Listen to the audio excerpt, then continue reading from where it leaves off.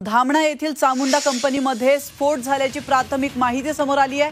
माजी गृहमंत्री अनिल देशमुख घटनास्थळावर जाण्यासाठी निघालेत। या क्षणाची महत्त्वाची बातमी आपण पाहतोय। तर या घटनेमध्ये मृतक आणि जखमींबद्दल अधिकृत माहिती अद्याप मिळू शकलेली नाहीये। अतिशय धक्कादायक महत्त्वाची माहिती, धामणा येथील चामुंडा या कंपनीमध्ये स्फोट झाल्याची प्राथमिक माहिती समोर आली आहे। तर माजी गृहमंत्री अनिल देशमुख हे घटनास्थळावर जाण्यासाठी निघालेले आहेत आणि महत्त्वाचं म्हणजे या घटनेबद्दल अधिकृत अशी मृतक किंवा जखमींची माहिती मिळू शकलेली नाहीये।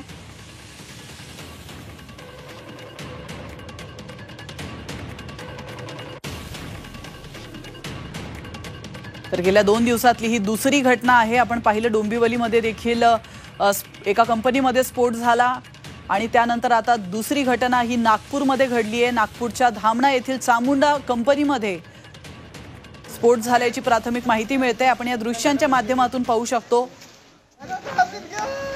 तिथली एक्सक्लुझिव्ह दृश्य आपण पाहतोय। नागपूर धामणा चामुंडा कंपनीमधली ही दृश्य आहेत।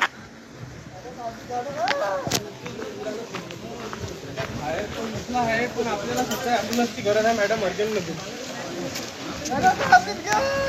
तर मृत आणि जखमींबद्दल अधिकृत माहिती अद्यापही मिळू शकलेली नाहीये। मात्र अनेक जण जखमी झाल्याची भीती व्यक्त केली जाते। तर धामणा येथील चामुंडा कंपनीमध्ये स्फोट झालाय आणि या स्फोटानंतर या ठिकाणी आग देखील लागली आहे।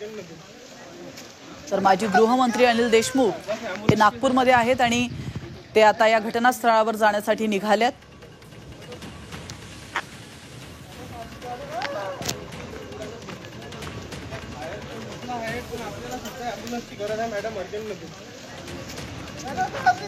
तर या दृश्यांमध्ये दाखवल्याप्रमाणे या कंपनीतली आपण थेट दृश्य पाहतो, एक्सक्लुझिव्ह दृश्य।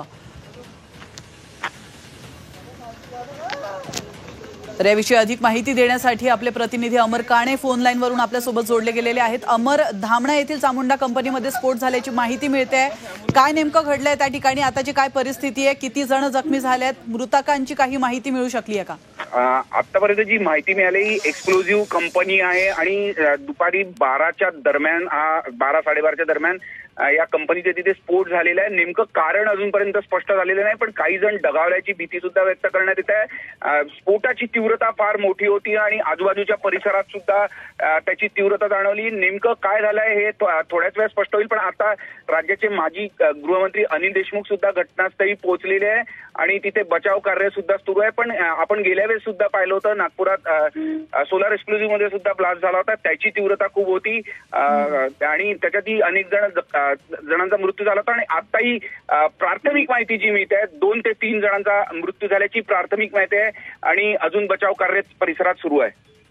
नक्कीच धन्यवाद अमर, तुम्ही दिलेल्या महत्त्वपूर्ण माहितीबद्दल। तर अतिशय महत्त्वाची अपडेट अमर यांनी दिलेली आहे। आतापर्यंत 2 ते 3 जणांचा मृत्यू झाल्याची भीती व्यक्त करण्यात येत होती, मात्र त्याची कन्फर्मेशन अद्यापही मिळू शकलेलं नाहीये। नागपूरच्या धामणामधील चामुंडा कंपनीमध्ये स्फोट झालाय आणि या ठिकाणी 2 ते 3 जण मृत्युमुखी पडल्याची देखील माहिती मिळते।